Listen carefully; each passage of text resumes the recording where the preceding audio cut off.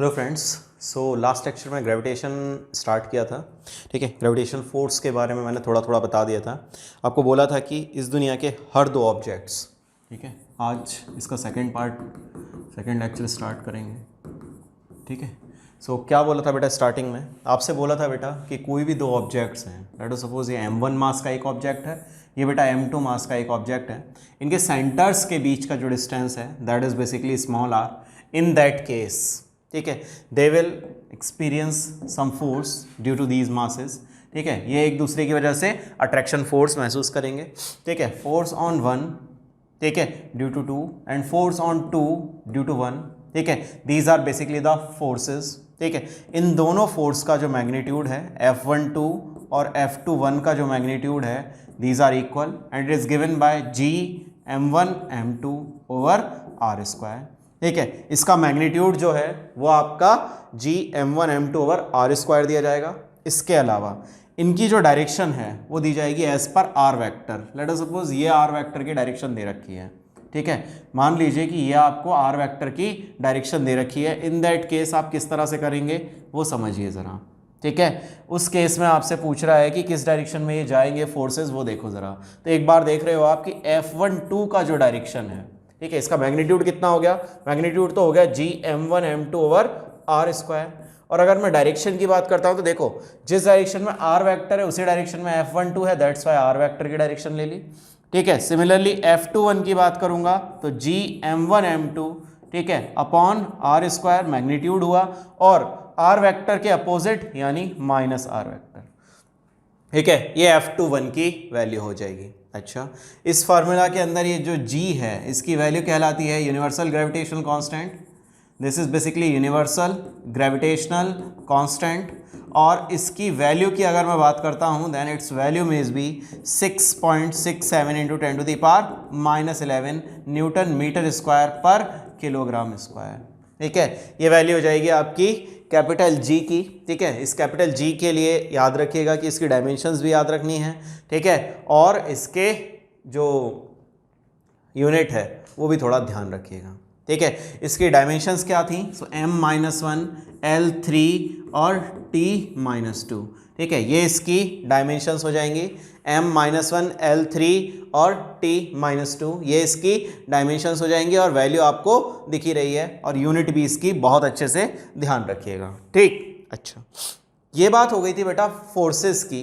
ठीक है, अच्छा, अब अगर मैं आपसे आगे बात करने जाता हूं तो वो किस तरह से है वो समझिए ज़रा।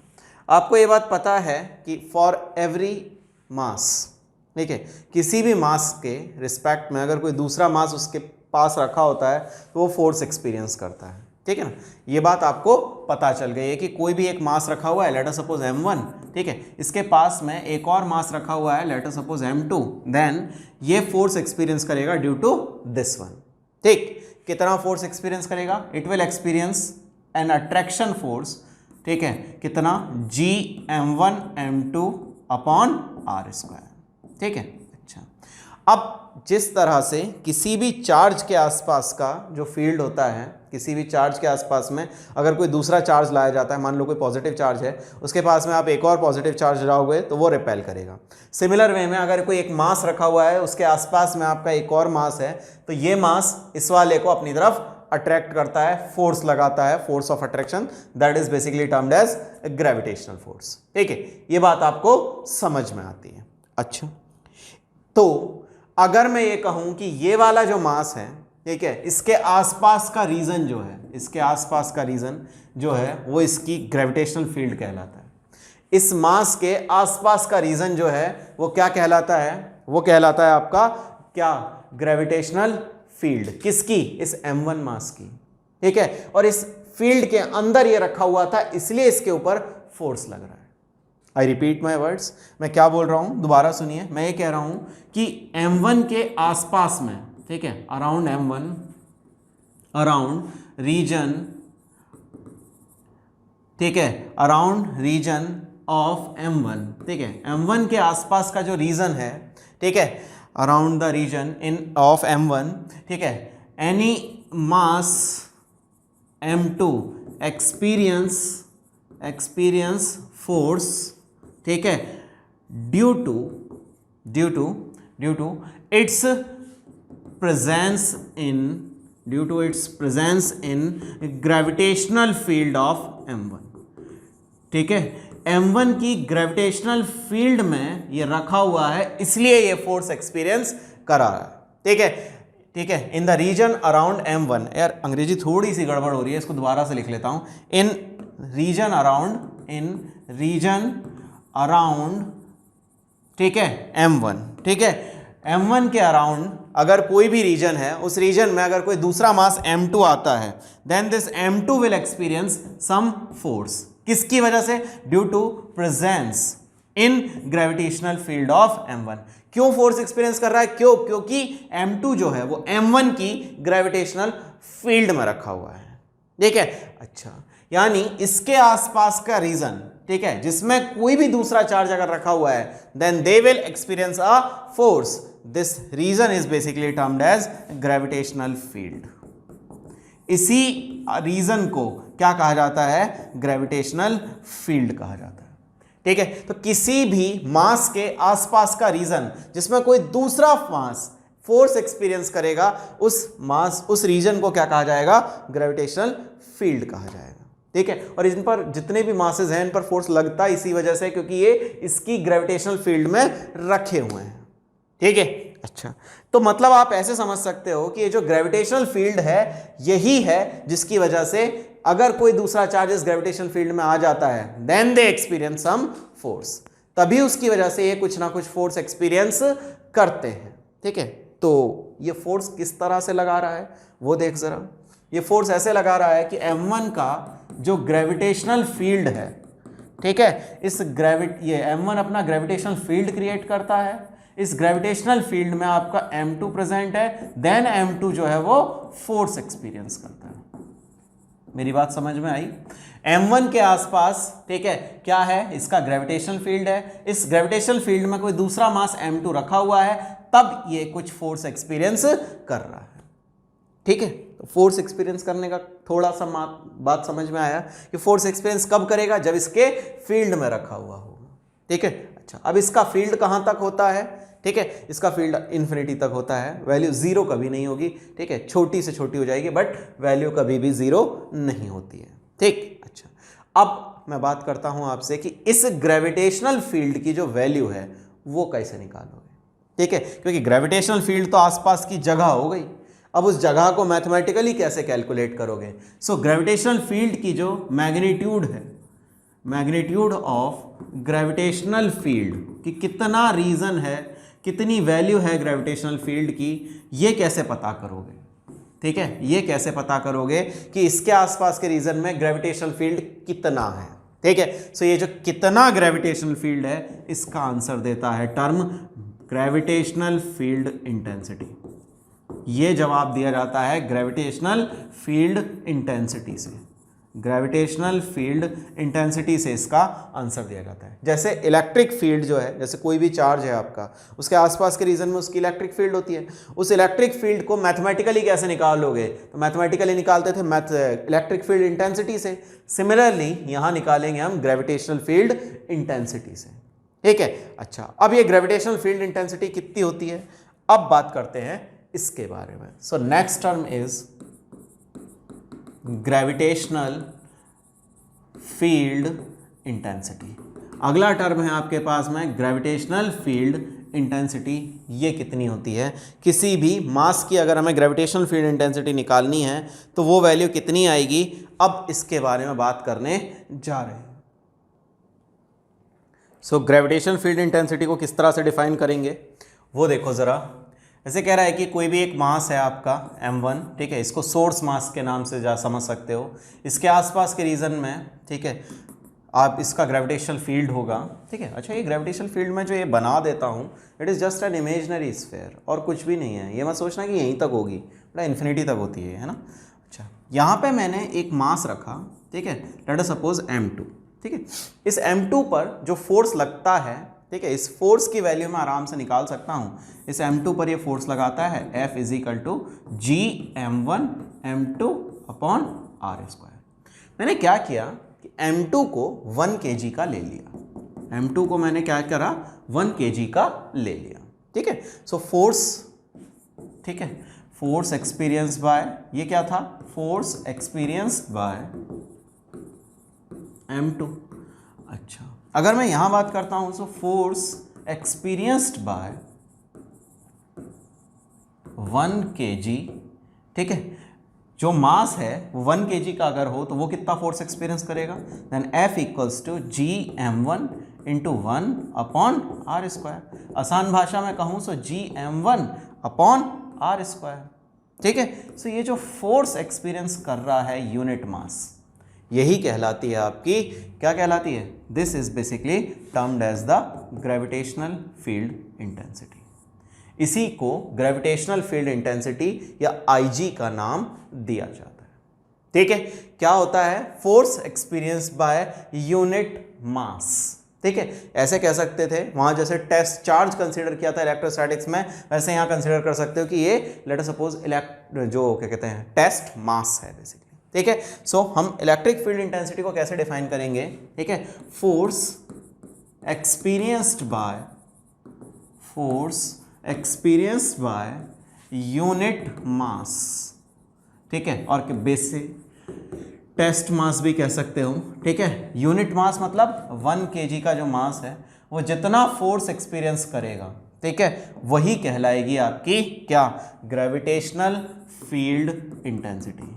उसी को नाम दिया जाएगा बेटा किसका, ग्रेविटेशनल फील्ड इंटेंसिटी का, ठीक है। सो ग्रेविटेशनल फील्ड इंटेंसिटी का अगर मैं डेफिनेशन देखता हूं तो क्या मिलेगा मुझे, फोर्स पर यूनिट मास, ठीक है, फोर्स पर यूनिट मास, ठीक है, this is basically termed as IG, ठीक है। Force experience per unit mass, ये कह सकते हो आप किसके बराबर हुआ, फोर्स एक्सपीरियंस्ड बाय या force experience per unit mass, ठीक है। ये आपका क्या हो जाएगा भैया, ये कहलाएगा आपका ग्रेविटेशनल फील्ड इंटेंसिटी। 1 किलो का मास अगर मैं उस जगह पर रख के देखूं तो वो कितना फोर्स एक्सपीरियंस करेगा, वही उस पॉइंट पर क्या कहलाती है, ग्रेविटेशनल फील्ड इंटेंसिटी की वैल्यू।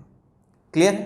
अच्छा, यूनिट क्या होगी बच्चा इसकी, तो यूनिट बड़ी आसान सी बात है, फोर्स का यूनिट हो गया न्यूटन, ठीक है, और मास का यूनिट हो गया किलोग्राम। सो न्यूटन पर केजी, ठीक है, एन पर केजी। जरा गौर से देखेंगे, न्यूटन को लिखते हैं हम किलोग्राम मीटर पर second square divided by KG, काट पीट मीटर पर सेकंड स्क्वायर, यानी यूनिट जो होंगी इसकी वही होंगी जो एक्सेलरेशन की यूनिट्स होती हैं, इसकी यूनिट वही होंगी जो बेसिकली एक्सेलरेशन की यूनिट होती हैं, ठीक है। अच्छा, it is similar to electric field intensity. जिस तरह से इलेक्ट्रिक फील्ड इंटेंसिटी हम निकालते थे वैसे ही सिमिलर बिल्कुल वे में हम यहां बात कर सकते हैं। ग्रेविटेशनल फील्ड इंटेंसिटी सिमिलर है बिल्कुल जैसी आप बात करते थे किसके बारे में, इलेक्ट्रिक फील्ड इंटेंसिटी से रिलेटेड, ठीक। अच्छा, और समझो जरा, नेक्स्ट बात आपसे क्या बोल रहा है, नेक्स्ट आपसे बोल रहा है बेटा कि अगर मुझे किसी पॉइंट पर, जैसे मेरे पास में एक मास रखा हुआ है, ठीक है, इस मास के r डिस्टेंस पर, ठीक है, मुझे यहाँ पर ग्रेविटेशनल फील्ड की वैल्यू चाहिए, ठीक है। अच्छा, अब एक बात, ग्रेविटेशनल फील्ड जो है, इसको बताने से पहले एक बात सुन लो, ग्रेविटेशनल फील्ड जो है बेसिकली वो क्या है, ग्रेविटेशनल फील्ड एक वेक्टर क्वांटिटी है। तो वेक्टर क्वांटिटी की जो डायरेक्शन है वो हमेशा इस तरह से लीजिएगा कि अट्रैक्टिव रहे, ठीक है। सो ग्रेविटेशनल फील्ड इंटेंसिटी की डायरेक्शन वही होगी जो फोर्स ऑफ अट्रैक्शन की डायरेक्शन होगी, ठीक है। सो वेक्टर क्वांटिटी है, सो डायरेक्शन जो होगी, direction same as force of attraction. जो फोर्स ऑफ अट्रैक्शन की डायरेक्शन होगी that is basically the direction of gravitational field. इसकी जो डायरेक्शन होगी वो वही होगी जो अट्रैक्शन फील्ड मतलब अट्रैक्शन फोर्स की डायरेक्शन थी, ठीक है। अच्छा, अगली बात करता हूं, नेक्स्ट बताने जा रहा हूं electric field intensity due two point mass. Electric field intensity due two point mass. Point mass जो है वो कितना ग्रेविटेशनल फील्ड इंटेंसिटी महसूस करेगा अपने आसपास के रीजन में। मान लीजिए कि इससे ये मास है मेरे पास, इसकी फील्ड मुझे निकालनी है, कितने डिस्टेंस पर, r डिस्टेंस पर, यहाँ IG कितना होगा ये मैं पता करना चाहता हूँ, ठीक। अच्छा, फ्रॉम डेफिनेशन हमें पता है कि IG जो है वो होता है आपका फोर्स पर यूनिट मास, ठीक। मास भी कौन सा, टेस्ट मास, ठीक है। m0 लिख देता हूं so that it will remain as test mass, ठीक है। अच्छा, यहां एक टेस्ट मास रखा, इस टेस्ट मास का वैल्यू कितना होता है 1 किलोग्राम, ठीक है। 1 किलोग्राम का ये मास मैंने यहां पर पुट कर दिया। अब कितनी फील्ड इंटेंसिटी आएगी, फोर्स देखो जरा, Gm m0 upon distance square, force पर यूनिट मास को लिख दिया m0 के बराबर, काट पीट दिया, वैल्यू कितनी आ गई Gm बाय आर स्क्वायर, मतलब gravitational field intensity due to a point mass is Gm by are square. दूसरी बात, ये डिपेंड नहीं कर रहा है कि यहाँ पे आपने क्या रखा था, ठीक है। अगर आप यहाँ बड़ा मास भी रख देंगे, ठीक है, तो भी कोई फर्क नहीं है, लेकिन दूसरी दिक्कत आ जाएगी। वो दिक्कत क्या है, आपको एक बात पता है कि अगर आप यहाँ पर m0 को बड़ा रख देते हैं तो ये अपनी खुद की फील्ड भी तो बनाने लग जाएगा, तो आप इसकी फील्ड को स्टडी नहीं कर पाएंगे। दैट्स वाई बोला गया कि m0 जो है this must be as much as possible कि छोटा हो, जितना छोटे से छोटा हो सकता है ये उतना छोटा रहे, सो दैट वैल्यू जो है फोर्स की वो आराम से निकल सके। क्लियर है मेरी बात? ओके, अब आगे बढ़ते हैं और समझो ज़रा। अगर मैं इसका ग्राफ ड्रॉ करना चाहता हूँ तो, अगर मैं इसके लिए ग्राफ ड्रॉ करना चाहता हूँ तो IG वर्सेस R के बीच में ग्राफ, ठीक है, माइनस R, ठीक है। अगर मैं इसके लिए ग्राफ ड्रॉ करना चाहता हूँ तो क्या हो जाएगा, देखो बेटा, तो ग्राफ अगर मैंने यहाँ पर एक पॉइंट मास रखा हुआ है तो इस पॉइंट मास के लिए अगर मैं ग्राफ की बात करता हूँ then it will be inversely proportional to are square. ये inversely proportional to are square का कर्व हो जाएगा, ठीक है, inversely proportional to are square का कर्व हो जाएगा। ज़्यादा स्टीप ले लिया है मैंने कर्व, ज़्यादा स्टीप नहीं होगा इतना, ठीक है। ये कर्व आपका बनेगा basically for 1 upon R square, ठीक है। सो IG और आर स्क्वायर के बीच में कर्व मुझे ड्रॉ करना था तो मैं इजीली ड्रॉ कर सकता हूँ, ठीक है। अच्छा, सो ये हुई आपका क्या, it is basically the gravitational field intensity due to a point mass, ठीक है। कोई भी एक पॉइंट मास है, ये पॉइंट मास है ना, गलती से पास लिख लिया, ये पॉइंट मास है, तो पॉइंट मास की वजह से आप कितनी इलेक्ट्रिक फील्ड इंटेंसिटी इसके आसपास के रीजन में देखेंगे, ठीक। अच्छा, अब बात करते हैं छोटे छोटे कुछ 2 4 5 10 क्वेश्चंस की, देखो ज़रा। सो नेक्स्ट इज, अगर पॉइंट मासेस काफ़ी सारे रखे हों तो, जैसे लेट अस सपोज एक मास यहाँ रखा हुआ है m1, यहाँ मास रखा हुआ है m2, यहाँ मास रखा हुआ है m3, इस तरह से बहुत सारे मासेस अगर रखे हुए हैं, इन सब की वजह से मुझे इस पॉइंट पर P पॉइंट पर, ठीक है, फील्ड इंटेंसिटी निकालनी है कि नेट फील्ड इंटेंसिटी इन चारों की इस पॉइंट पर कितनी होगी, ठीक है। ये डिस्टेंस मैं R1 बोल देता हूँ, इस डिस्टेंस को R2, इसको R3 और इसको R4, ठीक है। इस केस में क्या होगा बेटा, बड़ा सिंपल सा बात है, ठीक है। यहाँ अपन यूज़ करेंगे सुपरपोजिशन प्रिंसिपल, इस केस में अपन बेटा यूज़ करेंगे सुपरपोजिशन प्रिंसिपल, ठीक है। इस सुपरपोजिशन प्रिंसिपल में क्या कहता है, ये कहता है कि इस पॉइंट पर इसकी फील्ड इंटेंसिटी I1, इसकी फील्ड इंटेंसिटी I2, इसकी फील्ड इंटेंसिटी I3, इसकी फील्ड इंटेंसिटी I4, ठीक है। अगर मैं आपसे पूछता हूँ कि नेट फील्ड इंटेंसिटी, फील्ड मतलब ग्रेविटेशनल फील्ड इंटेंसिटी है ना, नेट फील्ड इंटेंसिटी, ठीक है, एट पॉइंट P पर नेट फील्ड इंटेंसिटी कितनी होगी, then it will be given by I net equals to I1 plus I2 plus I3 plus I4। I1, I2, I3 और I4 के vector sum के equal जो है वो इनकी नेट फील्ड इंटेंसिटी होगी, ठीक है। सो हम इन चारों का वेक्टर सम जब करेंगे then we get the net field intensity at that point, ठीक है। So it is equals to vector sum of individual field intensities, individual field intensities, ठीक है। इंडिविजुअल फील्ड इंटेंसिटीज का जो वेक्टर सम होगा, ठीक है, उसके इक्वल होगी आई नेट की वैल्यू, नेट फील्ड इंटेंसिटी की वैल्यू वेक्टर सम के इक्वल होगी, जो सबके इक्वल आएगा जब सबका वेक्टर सम हम कर देंगे तो, ठीक। देखो ऐसे कह रहा है आपसे कुछ क्वेश्चन, देखो एक दो छोटे छोटे क्वेश्चन। ये कह रहा है आपसे कि मान लीजिए ये आपका यहाँ आपका एक ओरिजिन है, ठीक है। इस ओरिजिन के अलावा यहाँ पे आपके मासेस रखे हुए हैं, ठीक है। x इक्वल्स टू 1 पर आपका मास रखा हुआ है m, x इक्वल्स टू 2 पर आपका मास रखा हुआ है m, x इक्वल्स टू जो 4 है उस पर आपका मास रखा हुआ है m, ऐसे करके आपके मासेस जो हैं वो रखे हुए हैं अप टू इन्फिनिटी, ठीक है। Find field intensity at origin, find field intensity at origin due to number of masses, ठीक है। बहुत सारे मासेस आपके रखे हुए हैं, इन सारे नंबर ऑफ मासेस की वजह से इस पॉइंट पर फील्ड इंटेंसिटी कितनी आएगी ये निकाल लीजिए।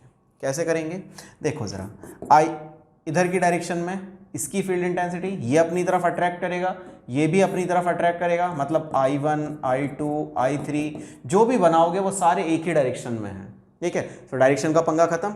आई नेट की वैल्यू कितनी हुई इसकी वजह से निकालते हैं पहले।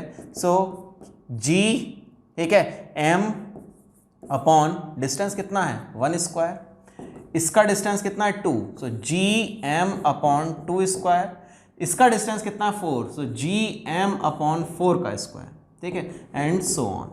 देखो ज़रा, सो जी m, ठीक है, प्लस जी m बाय 4, ठीक है, G m by 4, G m by 16 plus and so on, ठीक है। इस तरह से हमें वैल्यूज़ मिलती चली जाएंगी। अब अगर मैं इनके लिए बात करता हूँ, ठीक है, सो जी m कॉमन ले लीजिए, जी m इनमें से कॉमन ले लीजिए। जी m जब आपने कॉमन ले लिया तो क्या बचा 1 plus 1 by 4 plus 1 by 16 and so on. बेटा इस टर्म का सम मुझे फाइंड करना है। इन टर्म्स का सम फाइंड करने के लिए क्या होगा बेटा, तो sum of infinite terms of a GP is basically given by a upon 1 minus R. a पहला टर्म है और r जो है वो कॉमन रेशियो है। इस जीपी के लिए अगर बात करता हूं तो पहला टर्म तो अंधे को भी दिख रहा है 1 है, ठीक है, और r की वैल्यू आपको कितनी दिख रही है, that comes out to be 1/4, ठीक। तो s इनफाइनाइट कितना हो गया इस केस में 1 अपॉन 1 माइनस 1/4 यानी 1 अपॉन 3/4 यानी वैल्यू आई आपकी 4/3। सो जी एम इंटू 4/3 ये आपका आई नेट की वैल्यू हो गई। सो आई नेट इज 4gm/3 के बराबर ये आपका आई नेट हो गया, ठीक है, ये आपका आई नेट हो गया 4gm/3 के इक्वल। बोलो आसान था, समझ पाए। आगे बात करते हैं भैया। नेक्स्ट क्या है, एक और क्वेश्चन देखो। नेक्स्ट क्वेश्चन सेज कि आपके काफ़ी सारे मासेस जो हैं वो यहाँ रखे हुए हैं, ठीक है, ये ओरिजिन है, ठीक है। 1 पर आपका मास रखा हुआ है m, 2 पर आपका मास रखा हुआ है 8m, 3 पर आपका मास रखा हुआ है 27m। इस तरह से 10 स्टेप्स तक आपके मास रखे हुए हैं, 10 स्टेप्स तक आपके मास रखे हुए हैं। And it is asking about what is the field intensity, find field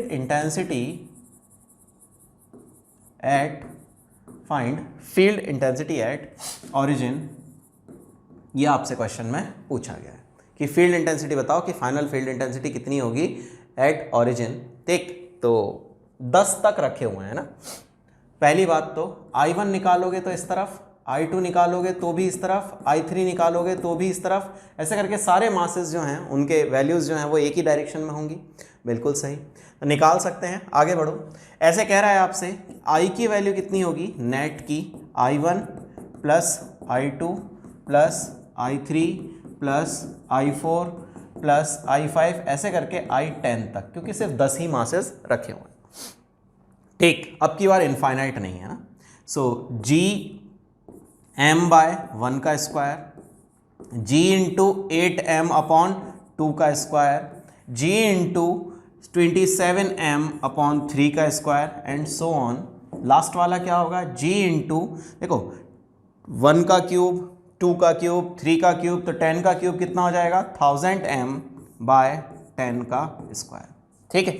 अच्छा देखो ज़रा, जी एम अपॉन 1 का स्क्वायर तो 1 ही हो गया, 2 के स्क्वायर से इसको काटोगे तो कितना बन जाएगा g इंटू 2m, 3 के स्क्वायर से इसको काटोगे तो g इंटू 3m, ऐसे करके 10 के स्क्वायर से इसको काटोगे तो g इंटू 10m, ठीक है, यानी g और m तो कांस्टेंट है आपको, बाकी g और m तो आपके कांस्टेंट हैं, ठीक है, IG नेट के लिए gm तो आपके कांस्टेंट है 1 प्लस 2 प्लस 3 प्लस 4 प्लस इस तरह से 10 तक की गिनती का जोड़ करके रखना है, ठीक है। अच्छा, कॉन्जिक्यूटिव नंबर्स का जो सम होता है, sum of consecutive numbers, sum of n consecutive numbers कितना होता है, that is n into n, ठीक है, n into n plus 1 by 2, ठीक है, ये सम की वैल्यू होती है n into n plus 1 by 2। तो देखो जरा gm कितने तक है संख्या, n 10 तक, तो 10 इंटू 10 प्लस 1 11 अपॉन 2, काट पीट 5, 11 5 55, तो 55 gm जो है वो इसका आंसर आ जाएगा IG नेट का। मतलब field intensity eight origin will be 55 gm towards positive x axis, ठीक है। सो पॉजिटिव एक्स एक्सिस की तरफ आपकी वैल्यू हो जाएगी किसकी, फील्ड इंटेंसिटी की, due to these masses present at 10 steps, ठीक है। आगे देखो, नेक्स्ट बेटा थोड़ा सा बात करने जा रहा हूँ रिलेटेड टू न्यूट्रल पॉइंट, ठीक है। न्यूट्रल पॉइंट की अगर मैं बात करता हूँ तो न्यूट्रल पॉइंट कहाँ होएगा यहाँ पर, तो सिंपल सी बात है यार, जैसे यहाँ मास आपका m1 रखा हुआ है, ठीक है, इससे r डिस्टेंस पर आपका m2 मास रखा हुआ है, तो आपको पता है कि अगर बीच में मैं कोई ऐसा पॉइंट देखने जाऊँगा जहाँ पर इंटेंसिटी जो है वो 0 हो जाती है, ठीक है, a point where IG is equal to 0, this point P is basically termed as neutral point. एक ऐसा पॉइंट जिस पर जाके IG की वैल्यू 0 हो जाती है, that point is basically termed as neutral point, ठीक है, point at which gravitational field intensity is 0।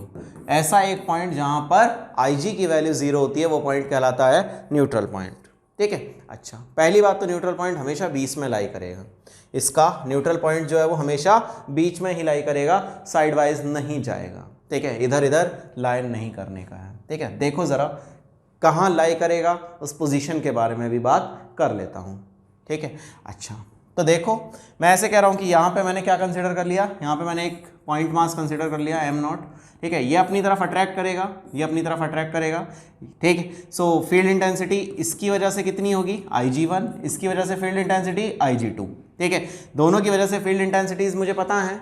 IG1 की वैल्यू और IG2 की वैल्यूज़ को अगर मैं बराबर रख देता हूँ, then I will get the value for this neutral point. ये डिस्टेंस मैंने x कंसिडर कर लिया और ये डिस्टेंस मैंने, ये टोटल कितना था, टोटल था r आपका, तो ये डिस्टेंस कितना हो गया, r माइनस एक्स के बराबर, ठीक है। मान लिया कि m1 भारी है और m2 हल्का है।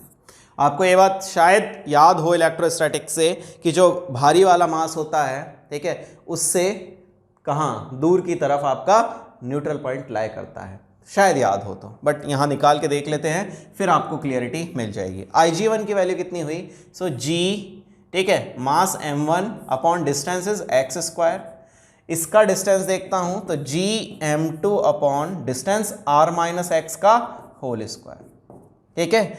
G से G खत्म किया, बाकी सौदा बचा हुआ है, दोनों साइड रूट ले लेते हैं, ठीक है, दोनों साइड अगर रूट लूँगा तो क्या मिलेगा, root of m1 upon x is equal to root of m2 upon r minus x, ठीक है। अच्छा, इसको इधर r minus x into root m1 is equal to root m2 into x के बराबर, ठीक है।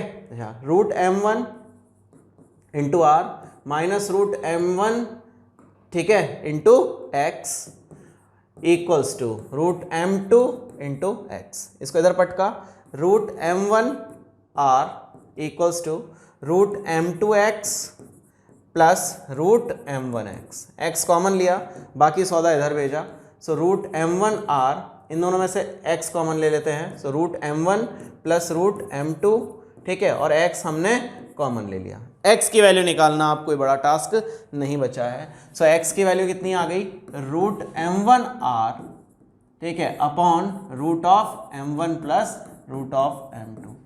तो ये डिस्टेंस कहाँ से है, भारी वाले से, ठीक है, कहाँ से डिस्टेंस है, ठीक है, distance of neutral point, distance of neutral point from m1, neutral point from m1, ठीक है। अच्छा, अब m1 बड़ा है, m1 की वैल्यू ज़्यादा है, तो आपको दिख रहा है कि x की वैल्यू जो है वो ज़्यादा होगी, ये डिस्टेंस ज़्यादा होगा, ठीक है, जो न्यूट्रल पॉइंट लाई कर रहा है किससे, इस डिस्टेंस से। न्यूट्रल पॉइंट हमेशा हल्के वाले के पास लाई करेगा, ठीक है। Neutral point will lie always nearer to, neutral point will nearer to हल्का वाला, ऐसे लिख लेते हैं, हल्का वाला, ठीक है। हमेशा हल्के वाला जो मास है उसके पास ही आपका न्यूट्रल पॉइंट लाई करेगा, यहाँ पे कोई दिक्कत नहीं होनी चाहिए, ठीक। अच्छा, दूसरी बात पर आ जाओ। अगली बात क्या कह रहा है, अगर मैं दूसरे वाले से डिस्टेंस पूछता हूँ तो वैल्यू कितनी आ जाएगी। अगर मुझे m2 से डिस्टेंस चाहिए तो डिस्टेंस फ्रॉम m2 कितना हो जाएगा, डिस्टेंस ऑफ न्यूट्रल पॉइंट, ठीक है, फ्रॉम m2 मास, ठीक है। m2 से अगर मुझे डिस्टेंस चाहिए ना तो आप क्या करना है, ये जो रूट m1 लिख रहा है इसकी जगह रूट m2 चिपका देना। So root m2 r upon root of m1 plus root of m2, ये आपकी वैल्यू हुई किसकी, x की, ठीक है। अगर आपको वैल्यू निकालनी है फ्रॉम m2 तो आप निकाल सकते हो, m1 से निकालनी है तो m1 से निकाल सकते हो, ठीक है। तो ध्यान रखना, जिससे डिस्टेंस निकाल रहे हो, जिससे डिस्टेंस निकाल रहे हो उसको ऊपर चिपका देना, आपको पता चल जाएगा कि किससे आपने डिस्टेंस निकाला था, ठीक है। तो आगे बढ़ सकते हैं, ठीक। अच्छा, अगर मैं इसी केस में आपसे ये कहूँ कि मुझे ग्राफ ड्रॉ करके दिखा दीजिए, जबकि ये एक मास m1 है, यहाँ पे आपका मास जो है वो m2 है, m1 भारी है, m2 हल्का है, ये डिस्टेंस कितना हो चुका है, ये डिस्टेंस हो चुका है root m1 r upon root of m1 plus root of m2, और ये डिस्टेंस कितना हो गया है, ये डिस्टेंस हुआ है root m2r upon root of m1 plus root of m2। अब आपसे ये पूछ रहा है बच्चा कि इसके लिए कर्व ड्रॉ करके दिखा दीजिए, ठीक है। एक मास आपका यहाँ रखा हुआ है और एक मास आपका यहाँ रखा हुआ है। अब आपको कर्व्स ड्रॉ करने हैं, इनको डैश से बना देता हूँ, ओरिजिन बीच में बना देंगे, ठीक है। यहाँ पे आपका एक मास रखा हुआ है, एक मास आपका यहाँ रखा हुआ है, और यहाँ इन दोनों के बीच में जहाँ डिस्टेंस r/2 वाला है वहाँ पर आपका ओरिजिन है, ये आपकी y एक्सिस है, ठीक है, जिस पर IG लिखा हुआ है, और ये आपकी डिस्टेंस वाली एक्सिस है यानी r, और ये -r, ठीक है।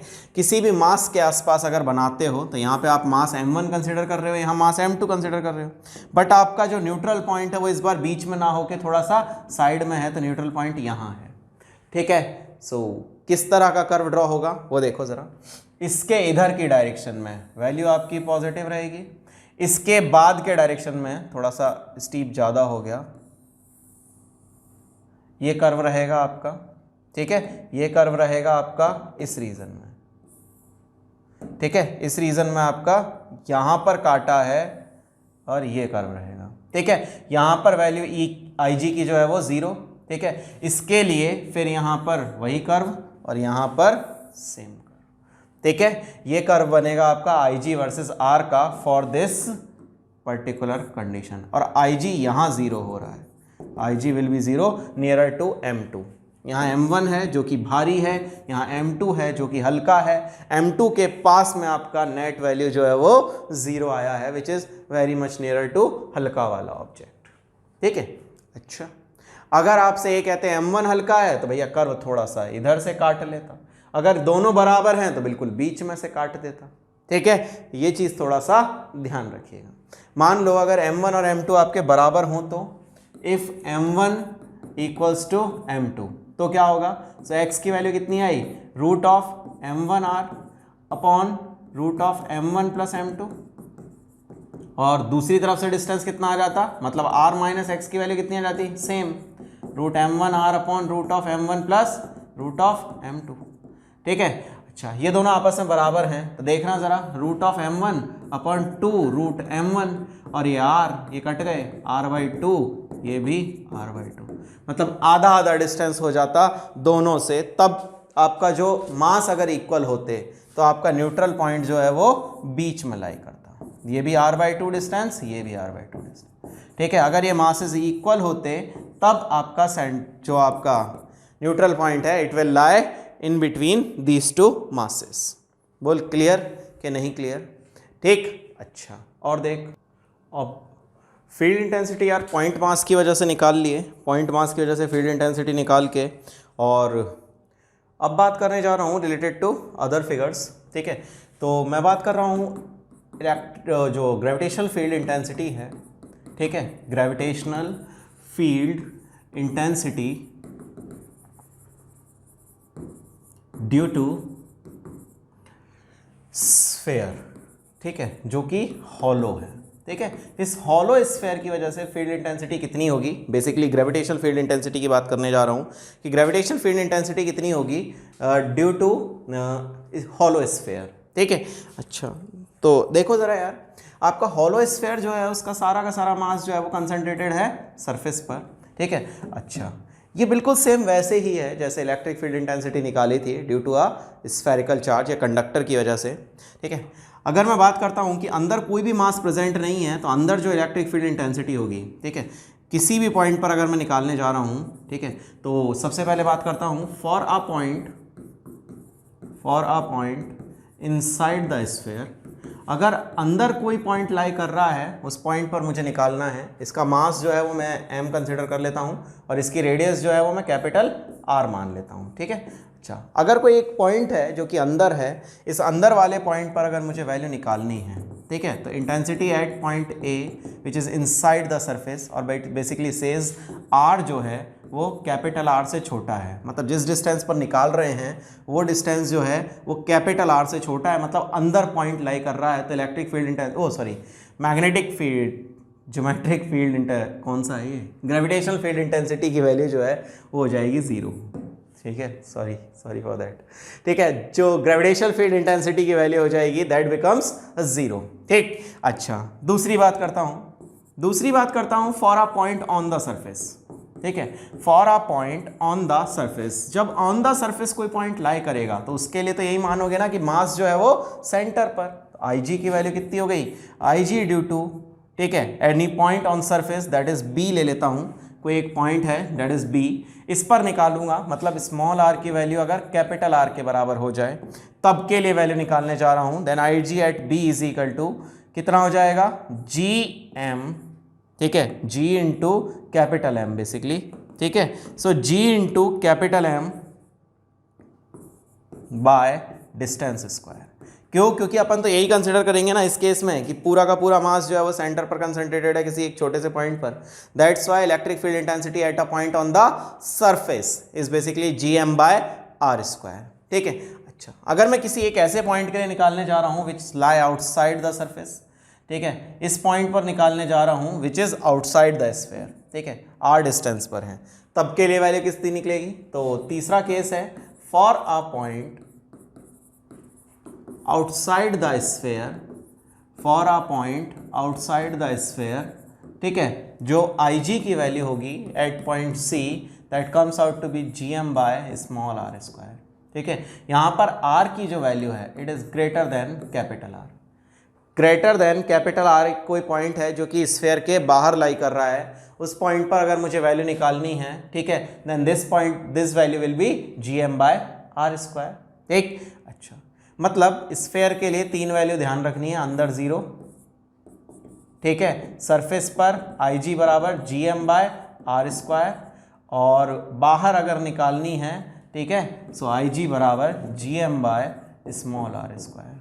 ठीक है, अच्छा अगर मैं कर्व ड्रॉ करता हूँ बिटवीन IG एंड R तो क्या मिलेगा बेटा मुझे, पहले अंदर तक के लिए वैल्यू 0, तो पहले वैल्यू 0, कहाँ तक के लिए, जब तक सरफेस नहीं आ जाती। R बराबर R पर जाके वैल्यू मैक्सिमम कितनी, GM by capital R square, उसके बाद inversely proportional to distance square, उसके बाद inversely proportional to distance square. ठीक है, ये R अंदर के लिए, ये R बाहर के लिए वैल्यूज हो जाएंगी। ठीक है, तो इजी सा पार्ट है ये भी। ठीक है, अगर आपको कोई भी वैल्यूज़ याद हैं, अगर इलेक्ट्रोस्टैटिक्स की याद हैं तो ये याद रख लीजिए, और अगर इलेक्ट्रोस्टैटिक्स की नहीं याद हैं तो फिर यहाँ की याद कर लीजिए। ठीक है, बट वैल्यूज़ बहुत ज़्यादा सिमिलर हैं, दैट्स वाई ये चैप्टर जो है वो इलेक्ट्रोस्टैटिक्स के जस्ट बाद पढ़ाया जाता है। इसीलिए इस चैप्टर को इलेक्ट्रोस्टैटिक्स के बाद पढ़ाया जाता है, क्योंकि काफ़ी सारी चीज़ें वहाँ से सिमिलर हैं। वहाँ पर क्या था, जी की जगह के था और एम की जगह क्यू था, ख़त्म बात, और कुछ भी नहीं था। बाकी सेम जो है वो यही कंसेप्ट थे वहाँ भी। आगे बात करते हैं। नेक्स्ट, ये कौन सा वाला स्फीयर था, ये था हॉलो स्फीयर। अब मैं बात करने जा रहा हूँ, ठीक है, gravitational field intensity, gravitational field intensity, ठीक है, ड्यू टू अ स्फीयर जो कि कैसा है, सॉलिड, ठीक है, due to a solid sphere. अब मैं निकालने जा रहा हूँ बात, ठीक है। पहले निकाला था due to a hollow sphere जो खोखला था, इस बार खोखला नहीं है बल्कि भरा हुआ है, उसके लिए वैल्यू निकालेंगे। अब देखें ज़रा, सॉलिड स्फीयर के लिए बात करने जा रहा हूँ। सॉलिड स्फीयर के केस में क्या होगा भैया, वो भी समझ लो। यह आपका एक स्फीयर है, ठीक है, विच इज़ सॉलिड, अंदर से भरा हुआ है। इसकी रेडियस आपने कैपिटल आर ले ली और इसका मास जो है वो आपने कैपिटल एम कंसिडर कर लिया, ठीक है। अब इस केस में आपसे पूछ रहा है कि डिफरेंट पॉइंट्स पर वैल्यूज़ क्या क्या हो सकती हैं, वो बता दीजिए, ठीक है। एक पॉइंट अंदर ले लिया, ठीक है, which is at a small distance r. अच्छा, दूसरी बात, जो सरफेस पर पॉइंट्स हैं और जो बाहर पॉइंट्स हैं उसके लिए वैल्यू सेम रहती है, ये शायद याद होगा, तो पहले उन्हीं को लिख लेते हैं। For a point outside the sphere, अगर कोई पॉइंट आउटसाइड द स्फीयर लाई करता है तो उस पॉइंट के लिए वैल्यू कितनी निकालोगे, ठीक है। सो वैल्यू हो जाएगी आपकी I G equals to G M by are square. Point outside the sphere, sorry, small R, जितनी दूर पर लाई करेगा उतनी दूर पर मैं वैल्यू निकाल सकता हूँ। तो मैंने क्या करा कि जितनी दूर पर पॉइंट लाई कर रहा है उतनी दूर पर मैंने यहाँ पर वैल्यू निकाल ली, ठीक है। तो बाहर के पॉइंट के लिए वैल्यू कितनी आ गई, G M by are square के बराबर, ठीक है, G M by are square के बराबर वैल्यू आपको मिल जाएगी। अच्छा, दूसरी बात करते हैं। दूसरा है आपका for a point inside the on the surface, for a point on the surface of sphere, for a point on the surface कितना हो जाएगा, so I G equals to G M by capital R square, ठीक है। ये values तो आपकी बाहर और सरफेस के लिए बिल्कुल सेम रही। अब अगर मैं बात करता हूँ अंदर वाले पॉइंट के लिए, तो शायद आपको याद हो कि अंदर वाले पॉइंट के लिए एक दिक्कत हो जाती है। क्या, अंदर वाले पॉइंट में ये दिक्कत हो जाती है कि पूरी की पूरी मास जो है वो कंसिडर नहीं किया जाता, इंस्टेड जितना पार्ट इसके अंदर भरा हुआ है सिर्फ उतने में आप यूज़ करेंगे। दैट्स वाई इसका मास हमें निकालना पड़ेगा। तो स्मॉल एम जो मास है, पूरे का गोले का मास कितना है, कैपिटल एम, तो इस स्मॉल एम कितनी वैल्यू हो जाएगी। तो देखो, आपसे कह रहा है कि जो मास है, ठीक है, वो कितने का है, वो है 4/3 पाई आर क्यूब का, ठीक है। सो हम यहाँ से वैल्यू निकालेंगे किस तरह से कि जो आपका m मास है वो कितने का है, वो है 4/3 पाई आर क्यूब का। तो 4/3 पाई आर क्यूब का मास कितना है, m, ठीक है। 4/3 पाई आर क्यूब का मास कितना है, m, तो 4/3 pi into small r cube का मास कितना हो जाएगा, निकाल लो। 4/3 पाई से 4/3 खत्म, capital M R cube upon capital R cube. ये मास हो गया इस छोटे वाले गोले का। अब इसके बेसिस पर वैल्यू निकाल लो, ठीक है। So for a point inside the surface, अगर कोई पॉइंट इनसाइड द सरफेस लाई कर रहा है तो उसके लिए वैल्यू कैसे निकलेगी, तो I G equals to G M, ठीक है, dash upon R square. M dash की वैल्यू अभी निकाली है, M by capital R cube into small r cube, ठीक है। तो आर स्क्वायर तो ये वाला, ठीक है, एम और R cube, M R cube upon capital R cube, काट ले यार, वैल्यू आंसर आ जाएगा। कितना आ गया, G M by R cube into small r, ये आई जी की वैल्यू आ जाएगी, ठीक है। ये आई जी की वैल्यू आ गई for a point inside the surface. मतलब आसान भाषा में तुझे 3 वैल्यू याद रखनी है, ठीक है। अंदर के लिए वैल्यू कैसी है, तो आई जी अंदर के लिए है G capital M by R cube into small R. On the surface जो वैल्यू है that is G M by are square, और बाहर के लिए किसी पॉइंट पर वैल्यू है जी एम बाय जितनी दूर पर लाई कर रहा है उतनी दूर पर, ठीक है। अगर मुझे इसके लिए भी ग्राफ ड्रॉ करना होगा तो मैं किस तरह से ग्राफ ड्रॉ करूंगा वो भी देख ले ज़रा। इसके लिए ग्राफ पहले तो स्ट्रेट लाइन, उसके बाद इन्वर्सली प्रोपोर्शनल, इन्वर्सली प्रोपोर्शनल नहीं, inversely proportional to are square, ठीक है। और हाईएस्ट वैल्यू कहाँ होती है, हाईएस्ट वैल्यू होती है सरफेस पर, कितनी, G M by are square के बराबर।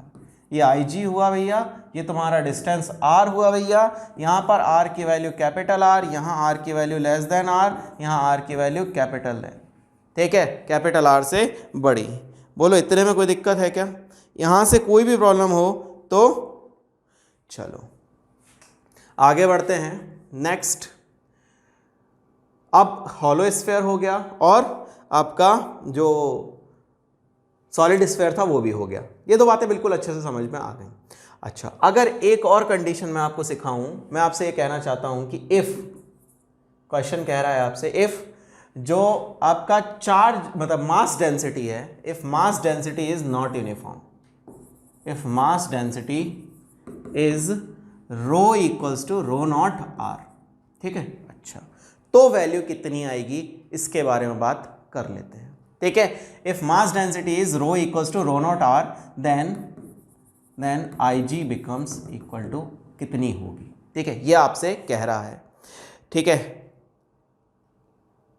देखो जरा, आसान सी बात है, पहले तो ये समझने में आएगा कि मास डेंसिटी है क्या खेल। तो मास डेंसिटी जो है बेटा वो क्या थी कि अभी तक जितने भी स्फीयर्स अपन ने कंसिडर किए थे, ठीक है, पिछला जैसे क्वेश्चन किया था उस क्वेश्चन के अंदर पूरे में मास फैला हुआ था यूनिफॉर्मली, ये यूनिफॉर्मली मास डिस्ट्रीब्यूटेड था, यूनिफॉर्मली डिस्ट्रीब्यूटेड मास था, ऐसा नहीं था कि कहीं ज़्यादा कहीं कम, यूनिफॉर्मली डिस्ट्रीब्यूटेड मास था, ठीक है। तब रो जो है मास डेंसिटी वो होती है कांस्टेंट। रो का मतलब, मास डेंसिटी का मतलब होता है मास पर यूनिट वॉल्यूम, तो पूरे वॉल्यूम में इक्वल मास जो है वो फैला हुआ था, तब के लिए ये खेल सारे बने थे। पूरे के पूरे वॉल्यूम में सेम मास फैला हुआ है, ऐसा नहीं है कि यहाँ ज़्यादा यहाँ कम, ऐसा कुछ नहीं था, पूरे में सेम मास पूरे में भरा हुआ था, तो मास पर यूनिट वॉल्यूम को हमने मास डेंसिटी का नाम दे दिया था। अच्छा, तो रो की वैल्यू कांस्टेंट थी, तब के लिए हमने वैल्यूज निकाल ली, but in this question, in this, ठीक है, rho is a function of radius, rho जो है वो कांस्टेंट नहीं है, रो जो है वो आपका फंक्शन है आर का। अब आपसे अगर कोई पूछता है कि ये बताइए कि अंदर किसी पॉइंट पर वैल्यू क्या होगी, ठीक है, तो आप कहेंगे कि जो फार्मूला आपको अभी सिखाया IG का, दैट इज GM, ठीक है, into small r upon capital R cube, ये मत लगाना, ये फार्मूला आप अब मत लगाना, ठीक है। क्यों? क्योंकि ये फार्मूला तब के लिए है जब डेंसिटी जो है वो कांस्टेंट है। अगर कुछ लिख के नहीं दे रहा है दैट मीन्स कि डेंसिटी कांस्टेंट है। अगर कुछ लिख के दे रहा है, जैसे इस क्वेश्चन में बोला उसने कि जो मास डेंसिटी है it is a function of small r, या आपकी स्मॉल r के साथ में बदल रही है, तब आप इसको कांस्टेंट कंसीडर नहीं करेंगे, और जब आप इसको कांस्टेंट कंसीडर नहीं करेंगे दैट मीन्स कि अब वैल्यू आपको दोबारा से निकालनी पड़ेगी अलग तरीके से, ठीक। देखो जरा अब कैसे करोगे, तो फॉर दिस क्वेश्चन अब मैं आपको समझाने जा रहा हूं, ठीक है। तो तुम्हें यह समझ में आ गया होगा कि मास डेंसिटी का मतलब क्या है। मास डेंसिटी का मतलब ये है बेटा, क्योंकि इसमें डेंसिटी फंक्शन दे रखा है डिस्टेंस का, तो जैसे जैसे डिस्टेंस बढ़ता जाएगा वैसे वैसे मास की वैल्यू बढ़ती जाएगी, m1 m2 m3 m4 m5, ऐसे मास जो है ना वो बढ़ता चला जाएगा, मास की वैल्यू आपकी बढ़ती चली जाएगी। बीच में हल्का है, आसपास से भारी है, ऐसे समझ लो। गोला जो है वो अंदर हल्का है और जैसे जैसे डिस्टेंस बढ़ता जा रहा है वैसे वैसे वो भारी होता चला जा रहा है, ऐसा कोई केस है, तब आपसे बात करेगा कि क्या निकालेंगे अपन, ठीक। तो बेटा निकालने का तरीका क्या है वो समझो जरा। तो रो जो है वो फंक्शन है आपका रो नॉट आर दे रखा है। रो नॉट क्या है? रो नॉट बेटा कांस्टेंट है, ठीक है। और रो जो है वो आपका फंक्शन दे रखा है किसका? रेडियस का। Small r is basically the radius यहाँ पर, है ना। अच्छा अब कैसे करोगे बेटा? तो बड़ा सिंपल सा कंसेप्ट है बेटा। निकालने का तरीका क्या है, आप बाहर के लिए तो कोई दिक्कत आती नहीं है। बाहर के लिए तो आप सिंपल क्या करो, फॉर अ पॉइंट आउटसाइड, ठीक है। जब एक पॉइंट आउटसाइड लाई कर रहा है, फॉर अ पॉइंट आउटसाइड, तब के लिए तो कोई दिक्कत नहीं है, ठीक है। आउटसाइड के लिए या फिर सरफेस के लिए भी कोई दिक्कत नहीं है, क्योंकि फॉर अ पॉइंट आउटसाइड के लिए क्या ध्यान रखोगे कि जो मास हो गया वो कितना हो गया? मास हो गया डेंसिटी इंटू वॉल्यूम। तो डेंसिटी कितनी है? रो नॉट आर के बराबर, इंटू वॉल्यूम कितना है? 4/3 पाई आर क्यूब, ठीक है। इससे तो वैल्यू आपको आ जानी चाहिए, बट ये मास किसका निकलेगा? छोटे एलिमेंट का। उसके बेसिस पर आप आगे बढ़ोगे। तो देखो जरा, मैं आपसे कह रहा हूं कि यहां पे मैंने एक छोटा सा एलिमेंट ले लिया, ठीक है, इस तरह का, जिसकी चौड़ाई जो है वो मैंने कंसिडर कर ली कि इसकी चौड़ाई dr है, ठीक है, और इसकी रेडियस मैंने स्मॉल आर जैसा इस फंक्शन में दे रखा था वो ले ली, ठीक है। सो मास मुझे मिल गया रो नॉट आर इंटू, अब पूरे वॉल्यूम को मैं इसके बराबर नहीं रखूंगा, किसके बराबर रखूंगा, जो स्ट्रिप मैंने ली है छोटी सी इसका वॉल्यूम कैसे निकालूंगा, देखो 4 pi R square into D R, याद है, ठीक है, अभी करके आए हैं मास वगैरह कितने सारे चैप्टर्स में किया है ये खेल। तो मास की वैल्यू कितनी हो गई टोटल की, ये तो डी एम हो गया बेसिकली, ठीक है। अगर मैं मास की बात करता हूं एम की तो क्या हो जाएगा, integration of rho naught R 4 pi R square D R, value हो गई rho naught 4 pi R cube D R, और उसका इंटीग्रेशन कहां से कहां तक करोगे, 0 से लेके कैपिटल आर तक, ठीक है। इंटीग्रेशन कर दो आपका काम पूरा हो जाएगा, ठीक है। कैसे आया value, so mass is equal to हो गया rho naught 4 pi R cube D R, integration 0 से लेके कैपिटल आर तक, आर क्यूब का करोगे तो आर की पावर 4/4 हो गया, रो नॉट 4 पाई ये कांस्टेंट था, ठीक है, आर की पावर 4/4, ये आपका इंटीग्रेशन आ गया। मास की वैल्यू कितनी आ गई, 4 से 4 काटो, रो नॉट पाई आर की पावर 4, ठीक है, और एम भी होगा शायद, रो नॉट, ठीक है, रो नॉट 4 पाई, ठीक है, और आर की पावर 4/4, तो ये वैल्यू आ गई आपकी रो नॉट, ठीक है, पाई आर की पावर 4, ठीक है। अच्छा अपॉन, अच्छा इसका भी तो पावर 4 होगी यार, इसकी पावर 4 करोगे तो 4 से काटेंगे 64 को काटोगे तो 16 आएगा यार नीचे, ठीक है, नीचे आ जाएगी वैल्यू 16, ठीक है। अच्छा लिमिट लगा के देख लेना, पता चल जाएगा। अब आपसे ये कह रहा है कि वैल्यू आपकी कितनी हो जाएगी वो आप देख लीजिए, ठीक है, 0 से लेके आर तक के लिए आर की पावर 4/4 ही तो आएगा, सही तो है, ठीक है, आर की पावर 4/4, ये वैल्यू तो खत्म हो गई आपकी। अच्छा ये आपका मास आ गया पूरे गोले का, ठीक है, तो फॉर अ पॉइंट आउटसाइड के लिए तो ये मास की वैल्यू रखो और आंसर आप निकाल लोगे, ठीक है, ये मास की वैल्यू रखना और आंसर आपसे निकल जाएगा। बट अगर इनसाइड के लिए करना होगा तो for a point inside, for a point inside, ठीक है, आउटसाइड के लिए समझ में आ गया कि नहीं, अबे मास निकल गया, मास निकल गया तो GM/R² लगाना है, अब तो GM/R² लगा लो, IG is equal to GM, ठीक है, मास की जगह पर ये रखेंगे, कितना आ गया रो नॉट पाई आर की पावर 4 अपॉन, ठीक है, किसके बराबर रखोगे, अगर बाहर निकाल रहे हो तो स्मॉल r स्क्वायर रख देना, ठीक है, और अगर अंदर रख रहे हो तो फिर कैपिटल आर, मतलब सरफेस पर निकाल रहे हो तो कैपिटल आर रख देना। But for a point inside बात करोगे तो आर की जगह पर अब की बार स्मॉल आर ही रखना, जितनी जगह पर पूछा हो, जैसे उसने पूछ लिया मान लो कि r/2 पर कितनी वैल्यू होगी, उसने पूछ लिया मान लीजिए r/2 पर कितना होगा, तो ये जो इंटीग्रेशन की लिमिट लगाई है ना तुमने, इसकी जगह पर 0 से r/2 लगा देना इस बार, तो रो नॉट 4 पाई r³ dr, इस बार इसकी जगह पर r/2 लगा देना, ठीक है, तो कितना हो जाएगा रो नॉट 4 पाई आर की पावर 4/4, लिमिट लगाएं 0 से लेके r/2 तक, ठीक है, सो रो नॉट 4 पाई, ठीक है, आर की पावर 4/2 16, ठीक है, इन बस इसको काट लो यार, वैल्यू आ जाएगी आपकी रो नॉट पाई आर की पावर 4/4, ये मास आ गया, r/2 में कितना भर रहा है, ठीक है। अब उस डिस्टेंस पर वैल्यू निकालनी है, सो IG कितना हो जाएगा, IG is G rho naught pi R की पावर 4/4 इंटू डिस्टेंस कितना है r/2 का स्क्वायर, ठीक है, इसको सॉल्व करिएगा आपको IG मिल जाएगा eight a point r/2 from the centre, ठीक है। और अगर बाहर किसी पॉइंट पर निकालना है तो ये याद ही रहेगा, अगर सरफेस पर निकालना है तो कैपिटल R रख दीजिएगा, ठीक है, आराम से आंसर्स मिलते चले जाएंगे, ठीक है। बताइए इसमें से किसी भी में कोई पार्ट में कंफ्यूजन हो तो बोलिए, नहीं तो फिर आगे बढ़ते हैं, ठीक है। अच्छा और देखो ज़रा आगे बढ़ते हैं। नेक्स्ट मान लो कि आपसे बोल रहा है, ठीक है, कि जैसे हम ये कंटिन्यूस मासेस की बात कर रहे हैं ना, इन्हीं में एक और मास देख लेते हैं। ऐसे कह रहा है कि आपकी एक रॉड रखी हुई है, ठीक है, इस रॉड की जो लेंथ है वो L दे रखी है और इसका मास जो है वो M दे रखा है, ठीक है, M मास और L लेंथ की रॉड दे रखी है। आपसे कह रहा है कि इससे, ठीक है, कुछ डिस्टेंस R पर, इस पॉइंट पर electric field gravitational field intensity की वैल्यू कितनी होगी, ठीक है, ये P पॉइंट कंसिडर कर लेता हूँ। Find gravitational field intensity file IG eight a point small r distance from one and.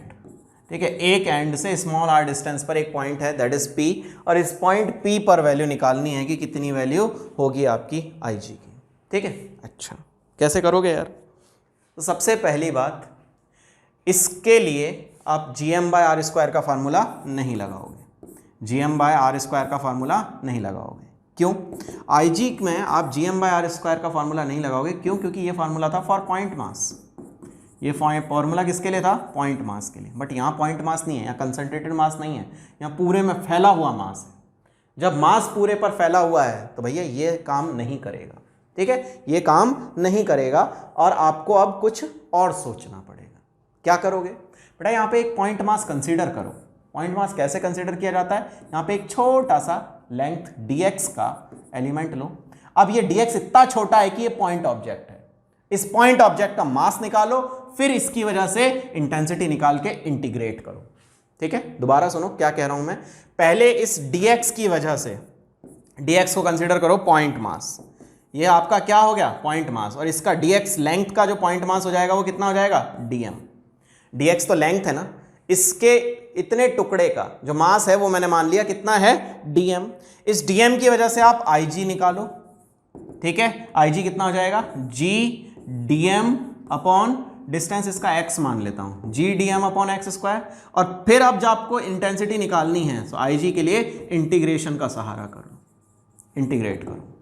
ठीक है, ये स्टेप्स आपको फॉलो करने हैं। देखो कैसे कर रहा हूं, एक एक करके सारे स्टेप्स को समझो। सबसे पहले इस मास निकालो इस छोटे वाले एलिमेंट का। ठीक है, सो मास ऑफ एलिमेंट कितना हो जाएगा? इस एलिमेंट का जो मास है वो आपका कितना हो जाएगा वो देखो जरा।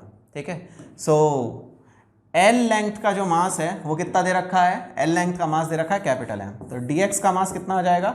m/l into dx, m/l into dx। ठीक, अच्छा ये मास हो गया आपका इस छोटे वाले टुकड़े का। जो ये एलिमेंट लिया है मैंने, इस एलिमेंट का जो मास है वो हो गया आपका m/l इंटू dx के बराबर। अच्छा, अब इसकी वजह से इंटेंसिटी निकालो। तो intensity due to dm, dm की वजह से इंटेंसिटी कितनी हो जाएगी?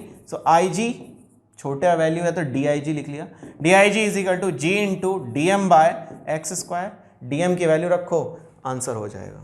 ठीक है, सो dig इक्वल्स टू, ठीक है, g dm की वैल्यू रखी m/l x, ठीक है, m/l इंटू dx और gm/x²। ठीक है, सो gm/l कांस्टेंट हुआ, 1/x² dx।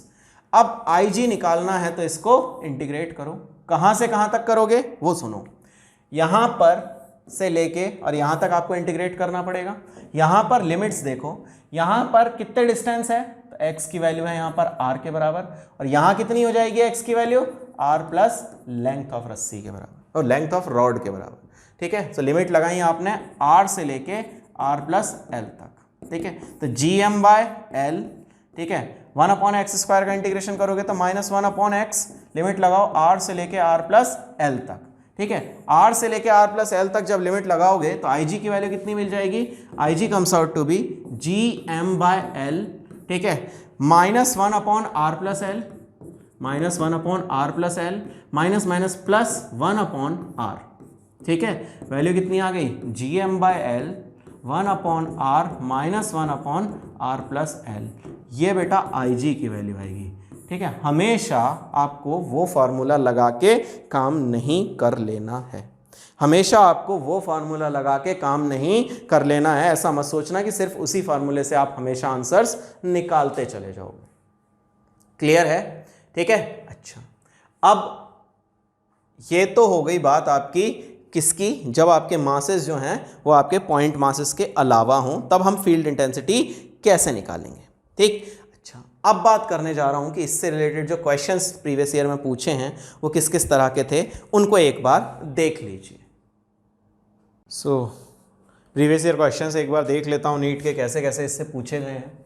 Says 2 astronauts are floating in gravitational free space, ठीक है, 2 आपके एस्ट्रोनॉट्स हैं, ठीक है, जो ग्रेविटेशनल फ्री स्पेस में रखे हुए हैं। After having lost contact with their spaceship the two will move, ठीक है, दोनों क्या करेंगे, तो देखो यार ग्रेविटेशनल फ्री जो स्पेस है उसके अंदर उनका वेट काम नहीं करेगा, लेकिन उन दोनों के बीच में जो फोर्स लग रहा होगा, जैसे एक आदमी है और दूसरा आदमी है, ठीक है, इन दोनों, इसका मास m1 है, इसका मास m2 है, तो ये एक दूसरे को अपनी तरफ अट्रैक्ट तो करेंगे ना, ठीक है। सो जो इन दोनों के बीच में अट्रैक्शन होगा Gm1 m2 upon r square, ये तो लगेगा ही लगेगा, that's why they will move towards each other, ठीक है, उनका वेट काम नहीं करेगा। ग्रेविटेशनल फ्री स्पेस का मतलब है कि जो आपका अर्थ या फिर किसी प्लेनेट है उसका अगर ग्रेविटेशन फील्ड ना हो, उस केस में उन दोनों के बीच में तो फोर्स रहेगा, and that force will make them move towards each other, ठीक है, जिसकी वजह से वो दोनों एक दूसरे से पास आएंगे, ठीक। अच्छा, अगर इस वर्ड में किसी को कंफ्यूजन है कि ग्रेविटेशनल फ्री स्पेस का मतलब ये नहीं है कि उसमें ग्रेविटेशन फोर्स उन दोनों के बीच में लगने वाला नहीं लगेगा ना। ग्रेविटेशनल फ्री स्पेस का क्या मतलब है कि कोई और जो प्लैनेट है या फिर अर्थ वगैरह है उनका स्पेस नहीं होगा, ठीक है, कोई भी अर्थ है, जैसे अर्थ का जो फोर्स ऑफ अट्रैक्शन है दैट डजंट प्रेजेंट, अर्थ का जो फोर्स ऑफ अट्रैक्शन है वो प्रेजेंट नहीं होगा, इसका मतलब है ग्रेविटेशनल फ्री स्पेस का, ठीक है। तो उस केस में क्या होगा, they will move towards each other, why, because they are attracting each other because of their masses, अपने मासेस की वजह से वो एक दूसरे की तरफ अट्रैक्ट होंगे, so they will move towards each other, ठीक है। अच्छा, आगे बढ़ते हैं, अच्छा क्वेश्चन था। Next, Kepler's third law states that square of time period of a planet around the sun is proportional to third power of average distance between sun and planet, ठीक है, इसने ये स्टेट किया है Kepler's थर्ड लॉ को, ठीक है, and it states कि जो टी स्क्वायर है, ठीक है, मान लीजिए कि कोई एक आपका प्लेनेट है, उसका सन से डिस्टेंस, यहाँ सन है आपके पास में और ये आपका प्लेनेट है, इस प्लेनेट का सन से डिस्टेंस मान लीजिए r दे रखा है, ठीक है, और ये अपना टाइम पीरियड जो है घूमने का, इसका ये जो अपना टाइम पीरियड कंप्लीट करता है, कितने टाइम में एक पूरा चक्कर मारता है, इसके लिए टाइम पीरियड जो है वो t है। तो ये कह रहा है कि जो टी स्क्वायर होता है that T square is directly proportional to r cube, और बेटर से T square is equal to K R cube, ठीक है। Here k is constant, if the masses of sun and planet are capital M and small m, then as per Newton's law of gravitation, force of attraction between them is F equals to G capital M small m over r square. Here capital G is gravitation constant. The relation between G and K is, ठीक है, G और K का relation बताना है actual में इन दोनों के मतलब बीच में। अब देखो ज़रा, जब ये यहाँ घूम रहा है, ठीक है, तो घूमने के लिए जो रिक्वायर्ड टाइम पीरियड है पहले उसकी वैल्यू निकाल लो, आपका काम बनता लग जाएगा। देख मेरी बात, ये आपका सन है जिसका मास कैपिटल एम, प्लेनेट का मास स्मॉल एम, इन दोनों के बीच का force of attraction F equals to G capital M small M over R square, ठीक है। अच्छा, इस अट्रैक्शन की वजह से ही ये सर्कुलर पाथ में घूम रहा है, अट्रैक्शन की वजह से सर्कुलर पाथ में घूम रहा है, so M V square upon are के बराबर कर लिया, इसको काटा पीटी, आर की वैल्यू यहां से मुझे मिली तो जी, अच्छा स्मॉल एम कट जाएंगे आपके, G M by R into G M by R is equal to हो गया आपका वी स्क्वायर, ठीक है। अच्छा, अब मैं अगर टाइम पीरियड की बात करता हूं, ठीक है, अगर मैं टाइम पीरियड की बात करता हूं तो टाइम पीरियड की वैल्यू कितनी आ जाएगी, तो टी इक्वल्स टू होता है 2 पाई आर अपॉन वी के बराबर, v की वैल्यू अगर मैं यहां से निकालता हूं, this implies v equals to root G M by R, ठीक है। अच्छा, देख लेते हैं जरा, सो 2 पाई, ठीक है, r की वैल्यू जगह पर हमने क्या रखा, सॉरी r की जगह पर r और v की जगह पर रखा root G M by R के बराबर, ठीक है, इस r को ऊपर ले जाऊंगा, सो 2 पाई, ठीक है, रूट के अंदर ही रख लो यार r को भी, तो ये बना आपका r square over R cube, क्योंकि एक ये रहा और दो तो ये रहे और एक ये रहा, ठीक, अपॉन जी एम, ठीक है। अच्छा, ये आ गई वैल्यू आपकी t equals to 2 pi root R cube, ठीक है, अपॉन जी एम, ठीक। अच्छा, ये t और कैपिटल G का रिलेशन मुझे मिला, बट मुझे चाहिए टी स्क्वायर और आर क्यूब में ये रिलेशन, ठीक। देख जरा, तो t इक्वल्स टू क्या बना है मेरे पास में, t की वैल्यू बनी है 2 pi root of R cube, 2 pi root of R cube upon G M. ठीक, स्क्वायर करते हैं तो T square is equal to 4 pi square R cube upon G M. ठीक, अच्छा अब यहां से अगर देखोगे तो आपसे बोल रहा है कितना था, आर क्यूब था। ठीक है, सो यहां से अगर आप देखोगे तो T square is equal to कितना हो गया आपका, के आर क्यूब। के की वैल्यू अगर देखोगे तो कितनी आ रही है, 4 pi square upon G M. आपको रिलेशन किस किस का चाहिए, के और जी का रिलेशन चाहिए। ऑप्शंस देखो, के और जी के रिलेशंस में, ठीक है, देखते हैं तो आपसे बोल रहा है G M K is equal to 4 pi square. ठीक है, ये रिलेशन हमें मिल रहा है, G M K is equal to 4 pi square. This must be the answer for this easy question. ठीक है, कुछ भी नहीं करना था, बस ये कंसिडर करना था कि सर्कुलर पाथ पर घूम रहा है तो टाइम पीरियड निकाल लो। टाइम पीरियड जब निकाल लोगे उसके बाद आपका काम बनता दिख जाएगा। ठीक है, so G M K is equal to 4 pi square, that must be the answer for this question. ठीक, अच्छा आगे बढ़ते हैं और देखो जरा नेक्स्ट क्वेश्चन आपसे क्या कह रहा है। नेक्स्ट क्वेश्चन कह रहा है dependence of intensity of gravitational field. ठीक है, मतलब आई जी इसने ई से डिनोट किया है, ऑफ अर्थ विद डिस्टेंस। अर्थ को क्या कंसिडर कर रहे हो बेटा, अर्थ को अपन कंसिडर करेंगे, ठीक है, सॉलिड स्फीयर। अर्थ को अपन कंसिडर करेंगे सॉलिड स्फीयर, और सॉलिड स्फीयर के केस में जो ग्राफ है आई जी और आर के बीच का वो कैसा बनता है, ठीक है, कुछ इस तरह का कर्व बनता है, inversely proportional to are square. ये सरफेस पर R equals to capital R पर, ये अंदर के लिए स्ट्रेट लाइन और बाहर के लिए inversely proportional to 1 upon R square. Which one is the correct? ठीक है, here must be the answer for this easy question. E versus R का कर्व जो है वो ये बन जाएगा आपका। ठीक है, this maximum value will be GM by R square. यहाँ अंदर किसी भी पॉइंट पर इलेक्ट्रिक फील्ड की वैल्यू कितनी आती है, so here IG equals to G capital M small r upon capital R cube. इस पॉइंट पर value GM by R square, और यहाँ के लिए G M by small are square. So I G की वैल्यू जो है उसके लिए यहाँ साफ दिख रहा है I G directly proportional to r है, तो जब आई G directly proportional to r है तो यहाँ तो स्ट्रेट लाइन हो गया। ठीक है, यहाँ पर मैक्सिमम वैल्यू हो गई और इसके बाद में inversely proportional to are square है। आई जी जो है वो inversely proportional to are square है। ठीक है, आई जी जो है वो inversely proportional to are square है और यहाँ I G directly proportional to r है। ठीक है, तो इजी पार्ट है ये तो। आई जी वर्सेज आर का कर्व पूछा था आपसे, वो आपने देख लिया। ठीक है, क्यों, क्योंकि अर्थ को हमने क्या कंसिडर किया है, earth is considered to be a solid sphere. ठीक, अच्छा नेक्स्ट क्वेश्चन। नेक्स्ट क्वेश्चन कह रहा है which one of the following plots represent the variation of gravitational field on a particle with distance r due to a thin spherical shell।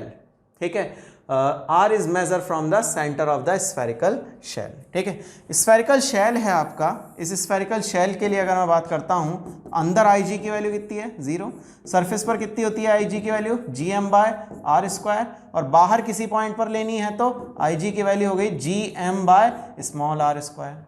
ठीक है, तो अंदर 0, बाहर GM बाय आर स्क्वायर, और सबसे बाहर तो inversely proportional to are square. Curve अगर ड्रॉ करता हूँ तो अंदर तक के लिए तो वैल्यू 0 थी बेटा, अंदर तक के लिए वैल्यू 0 थी बेटा, बाहर तक के लिए वैल्यू मैक्सिमम हो गई GM बाय आर स्क्वायर के बराबर, और उसके बाद inversely proportional to are square हो गई बेटा। तो IG की वैल्यू यहाँ मैक्सिमम, यहाँ पर 0, और यहाँ पर आपका inversely proportional to small are square. ठीक है, दैट मीन्स ये नहीं, ये नहीं, ये नहीं, B must be the answer for this question. ठीक है, B must be the answer for this question. Easy part था ये भी। ठीक है, वैसे भी ये दोनों तो अभी कराए थे। ठीक, आगे बढ़ता हूँ, नेक्स्ट पार्ट पर आओ। Next question is two spheres of mass small m and capital M are situated in air and the gravitational force between them is F। ठीक है, अच्छा तो F की वैल्यू जो हो गई वो हो गई G capital M small m by are square, ये एयर में है, वैसे एयर, हवा, पानी, दूध वूध कुछ नहीं फर्क पड़ता। The space between the masses is now filled with a liquid of specific gravity 3। The gravitational force will now be, same रहेगा बेटा, कोई फर्क नहीं पड़ता, ठीक है। ग्रेविटेशनल फोर्स, ठीक है, gravitational force will not be affected by presence of any medium, between two masses, दो masses के बीच में कोई भी आपका मीडियम प्रेजेंट हो, ठीक है, इसके ऊपर फर्क नहीं पड़ता, ठीक है। So in liquid its value remain same, that is F के ही बराबर, कोई फर्क नहीं पड़ेगा, वैल्यू एफ की एफ ही रहेगी, कहीं दिक्कत नहीं आएगी। क्लियर है ये बात? अच्छा, आगे बढ़ो। Next question, it says a body of weight 72 newton moves from the surface of earth at a height half of the radius of the earth, then gravitational force exerted on it will be. ठीक है, ऐसे कह रहा है wait. सबसे पहले तो wait का क्या मतलब है? वेट का मतलब है कि अर्थ कितने फोर्स से इसको खींच रही है, ठीक है। अच्छा, अब ये कह रहा है कि अर्थ की सरफेस से ये अर्थ की रेडियस के आधे बार डिस्टेंस पर चली जाए। सिंपल सी बात है बेटा कि ऐसे सोचो, जब ये सरफेस पर है, अर्थ सरफेस पर, ठीक है, अर्थ सरफेस पर जब ये है तो एफ की वैल्यू कितनी हुई? G capital M small M by, ठीक है, डिस्टेंस स्क्वायर। अच्छा, जी कैपिटल एम और आर ये तो कांस्टेंट ही है। मास की जो वैल्यू है, ये जो आदमी है उसका वेट हो गया, ठीक है। अच्छा, अब इसको क्या लिख सकते हो? इसको लिख सकते हो m इंटू ये वैल्यू किसकी हो गई है? ये वैल्यू किसकी हो गई है? ये वैल्यू हो गई है आपकी स्मॉल g की। तो ये वैल्यू आपको दे रखा है 72, ठीक है। अच्छा, ये वैल्यू होती है आपकी 9.8 के approx and it is equals to 72। तो मास निकल गया यहाँ से 72 अपॉन 9.8, निकल गई ये वैल्यू। बस अब इसके बाद में तो आप कैलकुलेट कर लो। अब निकालना है फोर्स व्हेन ये डिस्टेंस जो है ये अर्थ की रेडियस की बजाय कितना हो जाए और ज़्यादा, कितना? धरती की रेडियस के आधे बराबर, मतलब 3200 किलोमीटर ऊपर बात कर रहा है ये, ठीक है। 3200 किलोमीटर ऊपर बात कर रहा है ये, ठीक है। तो फोर्स जो है, ठीक है, वो इन्वर्सली प्रोपोर्शन होता है डिस्टेंस स्क्वायर के। पक्की बात? अच्छा, ये सब ना भी करने का मन हो, वैसे तो एक मेथड ये है कि m निकल आया, अब दोबारा वैल्यू निकाल दो, ठीक है। अच्छा, अगर ये करने का मन नहीं है तो क्या करोगे? तब समझो, force inversely proportional to are square होता है। फोर्स कितना है? 72। कब? जब डिस्टेंस है तुम्हारे पास में 6400 किलोमीटर। फोर्स कितना होगा? ठीक है, अगर डिस्टेंस जो है वो 6400 तो है ही है, और इसमें आप 3200 और जोड़ दो तो कितना हो जाएगा आपका? 3200 और जोड़ोगे तो 9600, ठीक है, 9600 हो जाएगा आपका, ठीक है। सो डिस्टेंस स्क्वायर के प्रोपोर्शन होता है तो स्क्वायर के प्रोपोर्शन लिख दो, ठीक है। ये वैल्यू निकालनी है तो 72 upon x is equal to, देखो 16 से काटा 4 टाइम्स, 16 से या 32 से काटो, ये 2 बार, ये 3 बार, ठीक है। 3 3 9 अपॉन 4, 9 से काटो 8 बार, ठीक है। सो 9 1 9 8, तो x की वैल्यू आपकी कितनी आ गई? 8 4 32। x की वैल्यू हो जाएगी आपकी 32 न्यूटन के बराबर, क्योंकि force inversely proportional to distance square होता है बेटा, मैंने आपको सिखाया। तो क्या वैल्यू हो जाएगी? F1 upon F2 is equal to R2 upon R1 का स्क्वायर, R2 का स्क्वायर अपॉन R1 का स्क्वायर, ये वैल्यू आपकी मिल जाएंगी, ठीक है। और अगर आपको वो मेथड अच्छा ना लगा हो तो यहाँ से आप स्मॉल m निकाल ही लिए हो, इसके बाद में आप f की वैल्यू निकाल दो। g capital M mass of earth पता ही है, डिस्टेंस इस बार 9600 रखना, इनटू मास की जगह पर 72 अपॉन 9.8 रखना, ठीक है। या ये कैलकुलेट करो, ऐसे वो आसान मेथड है, ठीक है, आसान था, उसी को कर लेना, ठीक। नेक्स्ट पार्ट करते हैं। अगला आपसे क्या कह रहा है? अगला क्वेश्चन आपसे कह रहा है कि 2 particles of equal mass go round a circle of radius r under the action of their mutual gravitational attraction, ठीक है। The speed v of each particle is, ठीक है, दोनों पार्टिकल घूम मार रहे हैं, ठीक है। आपको बताना है कि ईच पार्टिकल की स्पीड कितनी होगी, उसके बारे में सोचो जरा। सो दोनों जो ऑब्जेक्ट्स हैं उनके बीच में कौन सा फोर्स लगा देना है? एक ऑब्जेक्ट ये रहा, एक ऑब्जेक्ट ये रहा, ठीक है। ये घूम रहे हैं, इन दोनों के बीच का डिस्टेंस 2r हो गया, ठीक है। फोर्स ऑफ अट्रैक्शन इन दोनों के बीच का कितना निकलेगा, देख लो यार, सिंपल सी बात है, इनके बीच का फोर्स ऑफ अट्रैक्शन निकालना होगा। So F equals to G M M upon 2r का होल स्क्वायर लिखोगे तो 4r स्क्वायर। इसको किसके इक्वेट करना है, mv स्क्वायर अपॉन r के इक्वल। ठीक है, कुछ कट रहा है तो काट दो। ठीक है, वैल्यू कितनी आ गई, G M by 4r is equal to v square. तो v की वैल्यू कितनी हो गई, जी एम बाय आर। ठीक है, जी एम बाय 4r ये वैल्यू हो गई v की, कहाँ है, जी एम बाय 4r, 4 को बाहर ले लो। So G M by R root के अंदर और 1/2 बाहर, ये v की वैल्यू आ गई। जी एम बाय आर अंदर और वैल्यू इसकी 2 बाहर आ गया। This must be the answer for this question. अगला बढ़ता हूँ। नेक्स्ट कह रहा है द अर्थ का मास दिया हुआ है, revolves around the sun with an angular velocity this one in a circular orbit of the force exerted by sun on the earth. आसान है यार, ऐसे कह रहा है आपसे कि जो साफ लिख के दे दिया उसने कि सन जो है उसके आसपास अर्थ घूम रही है। ठीक है, अब आपसे बोल रहा है सर्कुलर ऑर्बिट के अंदर घूम रही है। ठीक है, आर दे दे रहा है, ठीक है, इसका ओमेगा दे दे रहा है और इसका मास दे दे रहा है। तो साफ दिख गया तुम्हें कि फोर्स जो निकलेगा वो किसके इक्वल होगा, एम आर ओमेगा स्क्वायर, और जो रिक्वायर्ड सेंट्रीपिटल फोर्स होता है वो किसके इक्वल होता है, एम आर ओमेगा स्क्वायर। तो इसकी वैल्यू निकालने के लिए इसका सहारा लो, एम आर ओमेगा स्क्वायर का। एम कितना दिया हुआ है, एम दिया हुआ है 6 × 10⁻24। आर कितना दे रखा है, आर की वैल्यू दे रखी है 1.5 × 10⁻11। यहाँ 8 लिखा हुआ है, मैंने किलोमीटर की जगह मीटर लिया है, दैट्स वाई 10⁻11 लिखा। और ओमेगा की वैल्यू कितनी लिखी हुई है, 2 × 10⁻⁻7। तो 2 × 2 × 10⁻14 स्क्वायर लिखूंगा तो देखो ज़रा, 6 × 15 मतलब 9 चौक 36 इंटू 10⁻24 और 11 कितना हुआ 35, 35 में से 14 गया तो 21, 36 × 10⁻21। ठीक है, 36 × 10⁻21। This must be the answer for this question. ठीक है, तो force exerted by sun on the earth will be 36 × 10⁻21 newton. This must be the answer. वैसे अर्थ का मास ना ये वाला याद रखना, काफ़ी काम आएगा। ठीक है, जी वगैरह जब निकालोगे तो ये मास स्टैंडर्ड है वैल्यू, याद रखना इसको। नेक्स्ट क्वेश्चन कह रहा है, if the gravitational force between two objects were proportional to 1/r where r is distance between them, then a particle in a circular path would have its speed proportional to।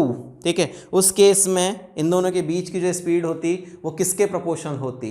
ठीक है, तो आसान ही है यार, gravitation force G M M 1m2 upon are के proportional होता, और स्पीड जो है वो होती है mv स्क्वायर अपॉन आर, काट दे। ठीक है, तो v की वैल्यू जो है v square is equal to आ गया g, ठीक है, m अपॉन बस जी एम आ गया, तो जी एम का रूट करेंगे तो v जो है वो डायरेक्टली प्रोपोर्शनल हो गया r की पावर 0 के, मतलब v is independent of r in that case. उस केस में v जो है वो इंडिपेंडेंट हो जाएगा r की वैल्यू के, मतलब फ़र्क ही नहीं पड़ेगा, r कोई मतलब ही नहीं रखेगा। अगली बात करता हूँ, gravitation force is required for convection. ठीक है, प्रोसेस शायद समझते होगे। देखो एक्चुअली क्या है कि एक कोई बर्तन लिया, उस बर्तन के अंदर हमने क्या किया कि पानी रख लिया। जब पानी रखेंगे और नीचे से हमने उसमें आग जलाना शुरू कर दिया, जब आग जलाना शुरू कर दिया तो क्या होगा, इस आग के साथ में दिक्कत होगी ये कि जैसे ही आप आग जलाओगे इसका जो बेस है, ठीक है, वो गर्म होगा। जब इसका बेस गर्म होगा तो बेस गर्म होने के साथ में इसके कांटेक्ट में जो पानी होगा वो भी गर्म हो जाएगा। ये पानी गर्म होके, ठीक है, ऊपर उठेगा और ऊपर का ठंडा पानी जो है वो इसकी जगह ले लेगा। फिर उसके बाद में जैसे ही पानी ये वाला गर्म होगा, गर्म होके हल्का होगा, फिर ऊपर जाएगा, तो भारी पानी नीचे आता चला जाएगा due to action of gravity. ठीक है, और ये हल्का वाला जो है वो ऊपर जाता जाएगा। ये प्रोसेस कहलाता है आपका कन्वेक्शन का प्रोसेस। ठीक है, ये प्रोसेस आपका कहलाता है कन्वेक्शन का प्रोसेस, और इस कन्वेक्शन के प्रोसेस के लिए ग्रेविटेशन फोर्स रिक्वायर्ड है ही है। ठीक है, वरना ग्रेविटेशन नहीं होगा, कन्वेक्शन नहीं होगा। हवा वाले एग्जाम्पल से देख सकते हो कि जो पास वाली हवा होती है ज़मीन के, ठीक है, वो गर्म होती है, जैसे ही गर्म होती है फटाक ऊपर उठने लग जाती है। ठीक है, दैट्स वाई कमरों के वेंटिलेटर ऊपर बनाए जाते हैं। जैसे ही हवा जाएगी बाहर निकल जाएगी, उसकी जगह को भरने के लिए ठंडी हवा नीचे आती है। ठीक है, तो इस प्रोसेस से समझ लीजिए, this is nothing but just the process of convection. ठीक है, ये हीट ट्रांसफर का एक प्रोसेस है जो कि होता है ड्यू टू ग्रेविटेशनल फोर्स।